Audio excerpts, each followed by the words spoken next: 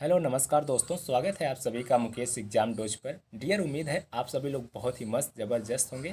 तो भैया चल रहा है ग्रुप डी का एग्ज़ाम और बच्चों के द्वारा दिया गया एग्ज़ाम रिव्यू के आधार पे कुछ मोस्ट इंपॉर्टेंट क्वेश्चन है। आज हम लोग डिस्कस करेंगे डियर कि किस टाइप के क्वेश्चन हमारे पेपर में इस टाइम आ रहे हैं। ठीक है, तो चलिए आपके कीमती समय को बिना गंवाए let's be start about this video. ठीक, तो चलिए फर्स्ट क्वेश्चन देखते हैं। क्वेश्चन नंबर 1, 2025 में किस क्रिकेटर को पद्मश्री अवार्ड से सम्मानित किया गया है? तो 2025 में किस क्रिकेटर को पद्मश्री अवार्ड से सम्मानित किया गया है? तो करेक्ट ऑप्शन भैया आपका ऑप्शन नंबर डी, यानी रविचंद्रन अश्विन। रविचंद्रन अश्विन। यदि मैं बात करूँ डियर कि पद्मश्री अवार्ड 2025 में क्रिकेटर को किसको दिया गया, तो आप लोग बोलेंगे रविचंद्रन। और 2025 में टोटल 139 पद्म पुरस्कार दिए गए हैं। ठीक है भैया, यानी 2025 में टोटल कितने पुरस्कार दिए गए हैं? तो आप लोग बोलेंगे 139 पुरस्कार, यानी पद्म पुरस्कार दिए गए। कितने भैया? 139। 139 में भैया 7 तो आपके हो जाएंगे पद्म विभूषण। क्या हो जाएंगे भैया? पद्म विभूषण। और 19 हो जाएंगे आपके पद्म भूषण। ठीक है, 7 हो जाएंगे आपको पद्म विभूषण पुरस्कार और 19 हो जाएंगे भैया आपको पद्म भूषण पुरस्कार। और जो है भैया हमारे 113 क्या है? ये है हमारे पद्मश्री पुरस्कार। ठीक है भैया, तो 2025 में क्रिकेटर को पद्मश्री अवार्ड से सम्मानित किया गया था, तो उनका नाम है रविचंद्रन अश्विन। नेक्स्ट क्वेश्चन देखते हैं भैया, क्वेश्चन नंबर 2। क्वेश्चन नंबर 2 है भैया हमारा कि 91वां G7 शिखर सम्मेलन कहाँ आयोजित किया गया था? 91वां G7 शिखर सम्मेलन कहाँ आयोजित किया गया था? तो करेक्ट ऑप्शन है भैया आपका ऑप्शन नंबर सी, कनाना किस अल्बर्टा कनाडा में। कहाँ पे भैया? कनाना किस अल्बर्टा कनाडा में। ठीक है, अगर मैं बात करूँ डियर कि जी शिखर सम्मेलन जो कि कनाडा में हुआ था 2025 में, ये कब हुआ था? तो आप लोग बोलेंगे भैया ये 15 से 17 जून के बीच हुआ था। ठीक है भैया, 15 से 17 जून के बीच 2025 में आयोजित किया गया था। तो जी शिखर सम्मेलन जो कि 91वां था, ये कहाँ मनाया गया था? तो करेक्ट ऑप्शन होगा भैया आपका कनाडा की अल्बर्टा कनाडा में। ठीक है, नेक्स्ट क्वेश्चन है dear question number 3। Question number 3 है भैया 2025 में किस पैरासूट कोच को द्रोणाचार्य पुरस्कार दिया गया है? तो करेक्ट ऑप्शन है भैया आपका ए, यानी सुभाष राणा। क्या कौन है भैया? तो सुभाष राणा जी हैं, जिनको 2025 में पैरासूट के लिए द्रोणाचार्य पुरस्कार दिया गया है। ठीक है, यदि मैं बात करूँ डियर कि 2024 में टोटल 5 लोगों को द्रोणाचार्य पुरस्कार मिला था। ठीक है भैया, यदि मैं बात करूँ कि 2024 में कितने लोगों को मिला था द्रोणाचार्य पुरस्कार, तो आप लोग बोलेंगे 5 व्यक्तियों को द्रोणाचार्य पुरस्कार दिया गया था, जिनमें 3 तो भैया आपके नियमित श्रेणी के अंतर्गत आते हैं और जो है आपके भैया 2 पुरस्कार जो प्राप्त किए थे वो थे लाइफ टाइम श्रेणी के अंतर्गत आते हैं। और मैं बात करूँ ये जो सुभाष राणा जी हैं, जिनको ये द्रोणाचार्य पुरस्कार मिला है, तो ये हमारे नियमित श्रेणी के अंतर्गत आते हैं। ठीक है, और ये पैरा निशानेबाज से संबंधित है। किससे भैया? तो आप लोग बोलेंगे पैरा निशानेबाज से। ठीक है, तो जो सुभाष राणा जी हैं, जिनको द्रोणाचार्य पुरस्कार मिला 2025 में पैरा शूट कोच में, ये हमारे पैरा निशानेबाजी के द्रोणाचार्य बने। ठीक है भैया, चलिए नेक्स्ट क्वेश्चन देखते हैं डियर। क्वेश्चन नंबर हमारा है 4। क्वेश्चन नंबर 4 है भैया कि अंतर्राष्ट्रीय अंतर्राष्ट्रीय बिग कैट अलायंस की पहली महासभा कहाँ आयोजित की गई थी? तो अंतर्राष्ट्रीय बिग अलायंस की पहली महासभा कहाँ आयोजित की गई थी? तो बोलेंगे करेक्ट ऑप्शन भैया नई दिल्ली, भारत में। Option number B is correct. Option number B is correct. अगर बात करें डियर कि अंतर्राष्ट्रीय बिग कैट अलायंस की महासभा जो 2025 जून में, किस महीने में? तो जून में नई दिल्ली में हुआ था। ठीक है भैया, जून के महीने में नई दिल्ली में यह महासभा आयोजित की गई थी। और यदि आप कहेंगे कि इस महासभा में जो सात आपके बिग कैट अलायंस थे, उसमें कौन कौन से? तो जिसमें बाघ हो गए, शेर हो गए, तेंदुआ हो गए, ठीक है, चीता हो गए, जगुआर हो गए और प्यूमा जैसी 7 भैया कितने 7 प्रमुख बड़ी प्रजातियां थी। ठीक है, और मैं बात करूँ डियर कि यह जो महासभा यानी बिग कैट अलायंस की पहली जो महासभा हुई, ये किसकी अध्यक्षता में हुई? तो आप लोग कहेंगे हमारे केंद्रीय पर्यावरण मंत्री। कौन भैया? केंद्रीय पर्यावरण मंत्री। तो आप लोग कहेंगे कि भूपेंद्र यादव। कौन थे भैया? भूपेंद्र यादव की अध्यक्षता में यह महासभा ये क्या की गई थी भैया? संगठित की गई थी। ठीक है, जिसकी शुरुआत अगर मैं बात करूँ डियर कि ये जो अंतर्राष्ट्रीय बिग कैट अलायंस की ये जो महासभा है, इसकी शुरुआत 2023 में ही किया गया था। ठीक है, और जिसका मुख्यालय कहाँ पे है? तो करेक्ट ऑप्शन हो जाएगा आपका भैया नई दिल्ली। कहाँ पे है इसका मुख्यालय? तो नई दिल्ली में है। ठीक है, और क्वेश्चन जो बनता है अंतर्राष्ट्रीय बिग कैट अलायंस की पहली महासभा कहाँ आयोजित की गई थी? तो करेक्ट ऑप्शन है बी, यानी नई दिल्ली, भारत में। चलिए नेक्स्ट क्वेश्चन देखते हैं dear, question number 5। Question number 5 है भैया हमारा, क्वेश्चन नंबर 5 है डियर कि 2025 ऑस्ट्रेलियन ओपन महिला एकल फाइनल में विजेता कौन थी और किसे हराया था? तो ये कौन थी भैया? तो आप लोग बोलेंगे कि ये थी मॉरिसन की, ठीक है, मॉरिसन की, जिन्होंने आर्यना सोबलेंका को हराया था। ठीक है भैया, मैं बात करूँ तो कौन थी? मेडिसन कीज, मेडिसन कीज थी जिन्होंने किसको हराया था? तो आपने बोलेंगे आर्याना साबलेंका को, आर्याना साबलेंका को हराया था। ठीक है, और इन्होंने भैया जो मेडिसन कीज है ना, इन्होंने आर्याना साबलेंका को दो बार फाइनल में हराया था। ठीक है, कितनी बार भैया? तो आप लोग बोलेंगे 2 बार फाइनल में हराया था। चलिए नेक्स्ट क्वेश्चन देखते हैं dear, question number 6। Question number 6 है भैया हमारा कि 2025 में प्रकाशित 2024 के सीपीआई में भारत को कितने अंक मिले? तो कितने अंक मिले भैया? यानी आपको बोलें कि 2025 में करप्शन परसेप्शन इंडेक्स में, करप्शन परसेप्शन इंडेक्स में भारत को कितने अंक मिले? तो करेक्ट ऑप्शन है भैया आपका बी, यानी 38 नंबर मिले। ठीक है भैया, कितने अंक मिले? तो 38 नंबर मिले। यदि मैं बात करूँ डी कि 2024 में जो ट्रांसपेरेंसी इंटरनेशनल भ्रष्टाचार जो सूचकांक जारी किया गया था सीपीआई के द्वारा, उसमें भैया स्कोर भारत ने तो 38 स्कोर किया था। कितने अंक प्राप्त किए थे? 38। लेकिन मैं बात करूँ डियर ओवरऑल की सारे देशों में भारत का स्थान क्या रहा? तो ये था भैया 96 नंबर, 96 नंबर का स्थान था। कितने देशों में से भैया? तो 180 देशों में से भारत का जो स्थान था ये था 96 नंबर का। ठीक है, चलिए नेक्स्ट क्वेश्चन देखते हैं dear, question number 7। Question number 7 है भैया हमारा क्या है कि न्यूटन के गति के प्रथम नियम को किस नाम से जाना जाता है? न्यूटन के गति के प्रथम नियम को भैया हम लोग जड़त्व का नियम के नाम से जानते हैं। किस नियम से जानते हैं भैया? जड़त्व के नियम के नाम से जानते हैं। और जड़त्व का नियम क्या है? तो आप लोग कहेंगे कि भैया न्यूटन के गति का जो प्रथम नियम है यानी जड़त्व का नियम, यह बताता है कि यदि कोई वस्तु स्थिर है तो वह स्थिर ही रहेगी, कोई वस्तु स्थिर है तो वह स्थिर ही रहेगी, या फिर यदि गतिमान है भैया तो गतिमान ही रहेगी जब तक उस पर कोई बाह्य बल न लगे। ठीक है, जब भी कोई वस्तु स्थिर है तो स्थिर रहेगी, यदि कोई गतिमान है तो गतिमान रहेगी, यदि उस पर कोई बाह्य बल नहीं लगता है तब तो आप कहेंगे भैया कि जैसे हम लोग क्रिकेट खेलते वक्त अगर बॉल को मारते हैं तो बॉल तो उस टाइम गति में होती है, तो ये रुक क्यों जाती है?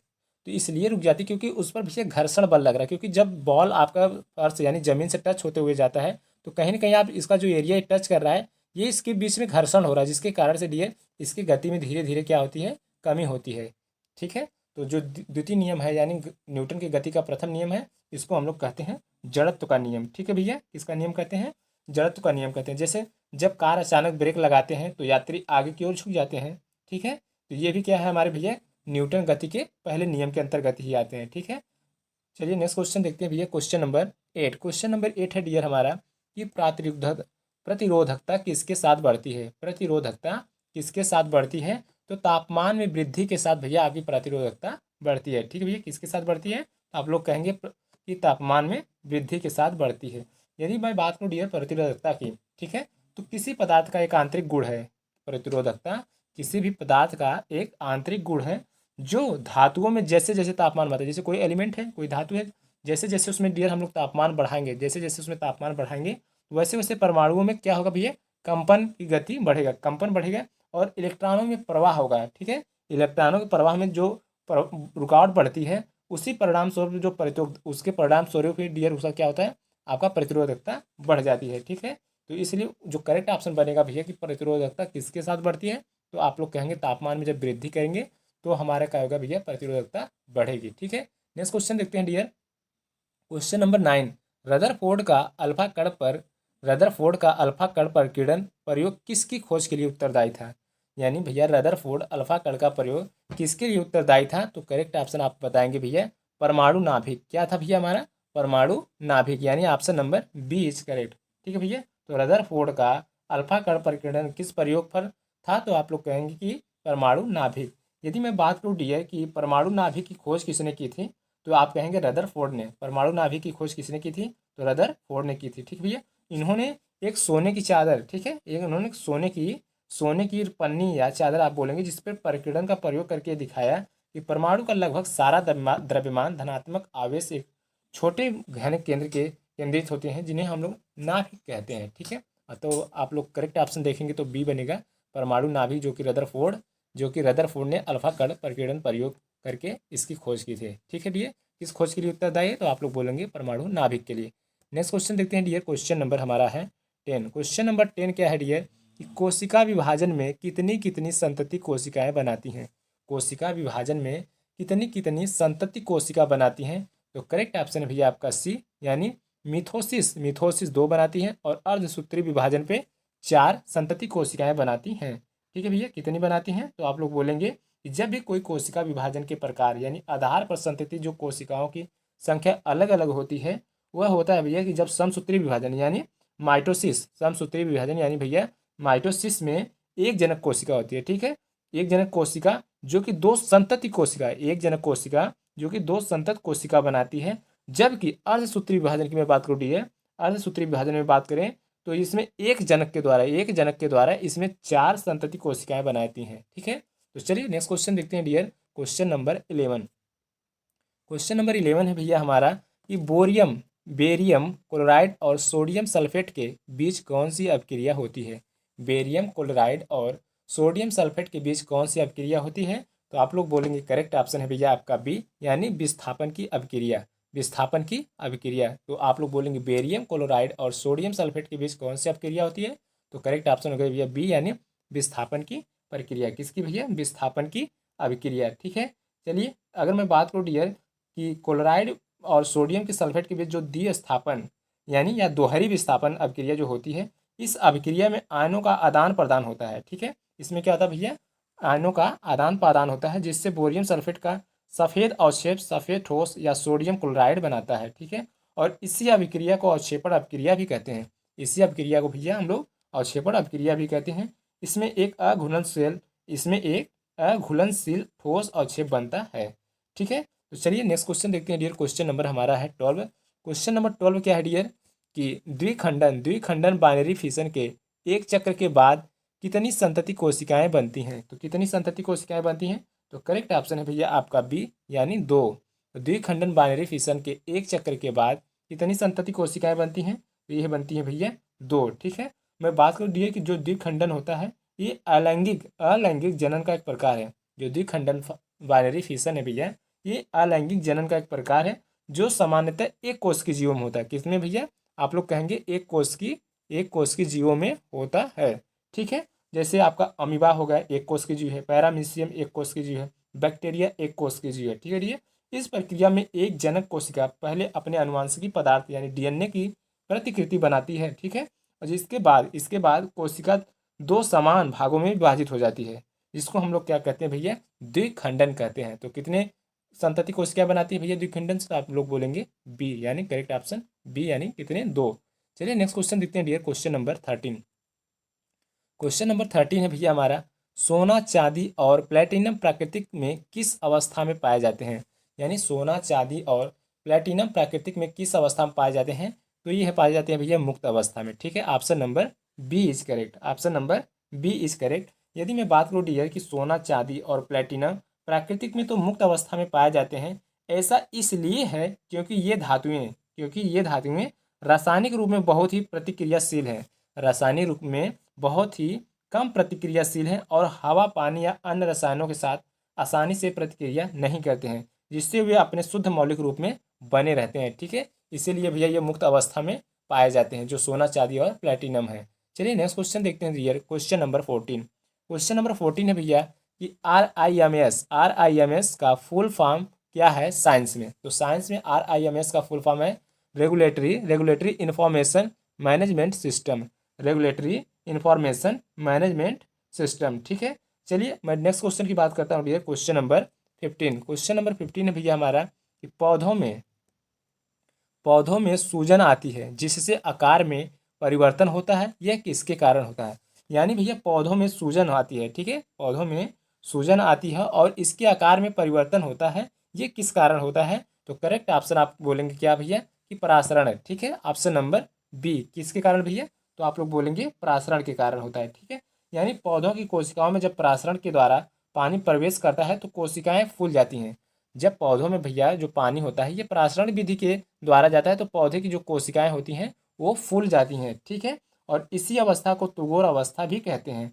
तुगोर दबाव के कारण भैया पौधे सीधे क्या होते हैं? दृढ़ रहते हैं और आकार में परिवर्तन दिखाई देते हैं। ठीक है, तो इसलिए मैं कह सकता हूँ भैया कि जो पौधों में सूजन और आकार का परिवर्तन का जो मुख्य कारण है वो है भैया हमारा परासरण। कौन है भैया? परासरण। करेक्ट ऑप्शन हो जाएगा आपका बी। नेक्स्ट क्वेश्चन देखते हैं dear, question number 16। Question number 16 है डियर यहाँ पे कि क्वेश्चन नंबर 16 क्या है भैया? तो आप कहेंगे कि 2025 के जुलाई में डीआरडीओ द्वारा विकसित आकाश मिसाइल का कौन सा वर्जन लद्दाख में तैनात किया गया था। यानी 2025 में डीआरडीओ के द्वारा जो आकाश मिसाइल का कौन सा वर्जन लद्दाख में तैनात किया गया था। तो करेक्ट ऑप्शन हो जाएगा भैया आपका बी। कौन हो जाएगा भैया? आकाश एनजी। आकाश एनजी करेक्ट ऑप्शन हो जाएगा भैया आपका बी। ठीक है, तो बोलेंगे यदि हम लोग कि जुलाई में डीआरडीओ के द्वारा आकाश में मिसाइल का कौन सा वर्जन लद्दाख में तैनात था, तो ये करेक्ट ऑप्शन हो जाएगा भैया आकाश एनजी। Option number B is correct. ठीक है, नेक्स्ट क्वेश्चन देखते हैं dear, question number 17। Question number 17 है भैया कि जब श्वेत प्रकाश प्रिज्म से होकर गुजरता है तो बैगनी प्रकाश के विचलन की मात्रा किस पर निर्भर करती है। जब श्वेत प्रकाश प्रिज्म से होकर गुजरता है तो बैगनी प्रकाश के विचलन की मात्रा किस पर निर्भर करती है। तो करेक्ट ऑप्शन हो जाएगा भैया आपका बी, यानी तरंग दैर्ध्य पे। किस पे भैया? तरंग दैर्ध्य पे। तो प्रिज्म में जो प्रकाश का विचलन अपवर्तनांक पर किस पर निर्भर होती है भैया? तो आप लोग कहेंगे तरंग दैर्ध्य पे। ठीक है, नेक्स्ट क्वेश्चन देखते हैं डियर, क्वेश्चन नंबर 18। आयाम निम्नलिखित में से किसके समानुपाती होता है। तो आयाम निम्नलिखित किसके समानुपाती होता है। तो करेक्ट ऑप्शन हो जाएगा भैया आपका सी, यानी ध्वनि की प्रबलता यानी तीव्रता के कारण। ठीक है, जो ध्वनि की प्रबलता या तीव्रता है ये भैया हमारे आयाम के समानुपाती होता है। आयाम भैया तरंग कणों के अधिकतम विस्थापन को दर्शाता है। यदि मैं आयाम की बात करूँ तो ये क्या करता है, ये तरंग कणों के अधिकतम किसके दर्शाता है। तो आप लोग बोलेंगे विस्थापन को दर्शाता है। ठीक है, किसको दर्शाता है भैया? विस्थापन को दर्शाता है। और ध्वनि तरंगों में आयाम जितना अधिक होता है ध्वनि उतनी ही तेज सुनाई देती है। ठीक है, यदि मैं आयाम की बात करूँ डियर, तो जितना आयाम तेज होगा यानी जो एम्पलीट्यूड है जितना तेज होगा, जितना हाई होगा, ध्वनि उतनी ही तेज सुनाई देगी। ठीक है, इसलिए मैं कहता हूँ डियर कि ध्वनि की प्रबलता आयाम के सीधे ही समानुपाती होता है। इसलिए कहा जाता है भैया कि आयाम जो होता है, ध्वनि जो होता है, ध्वनि के समानुपाती होता है। किसके? ध्वनि की प्रबलता का। ठीक है, नेक्स्ट क्वेश्चन देखते हैं dear, question number 19। Question number 19 है भैया हमारा यहाँ पे कि पीयूष ग्रंथि से कौन से हार्मोन निकलते हैं।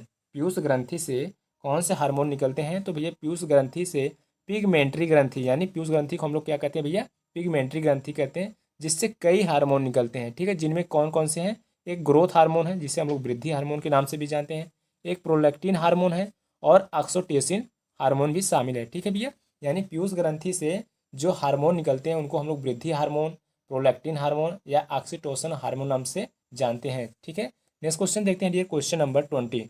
क्वेश्चन नंबर 20 है डियर, यदि निषेचन यानी फर्टिलाइजेशन से पहले वर्तिकाग्र स्टिग्मा जो कि वर्तिका स्टाइल के शीर्ष पर होता है उसको हटा दिया जाए तो क्या होगा। यानी जो निषेचन है भैया, यदि वर्तिकाग्र से जो निषेचन है वर्तिकाग्र से हटाकर जो वर्तिका के शीर्ष पर होता है, यानी वर्तिकाग्र से हटा दे जो कहाँ पे होता है भैया?